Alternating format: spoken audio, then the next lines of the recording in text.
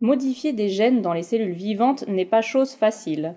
Récemment, une nouvelle méthode a été développée et permet d'améliorer considérablement notre capacité à modifier l'ADN de n'importe quelle espèce, y compris chez l'homme.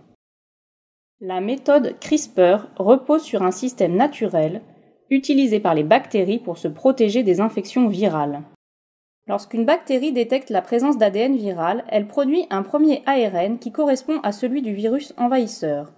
Un second s'y associe et ils recrutent ensemble la protéine Cas9. Dans ce complexe, lorsque l'ARN, appelé ARN guide, trouve sa cible dans le génome viral, la Cas9 coupe l'ADN et désactive ainsi le virus.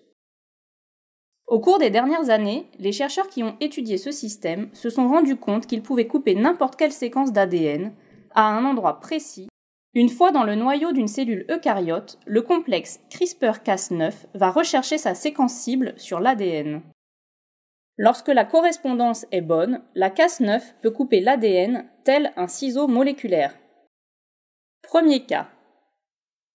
La cellule essaie de réparer cette coupure, mais le processus de réparation génère des erreurs. Les mutations créées inactivent les gènes et permettent aux chercheurs de comprendre leur fonction. Deuxième cas.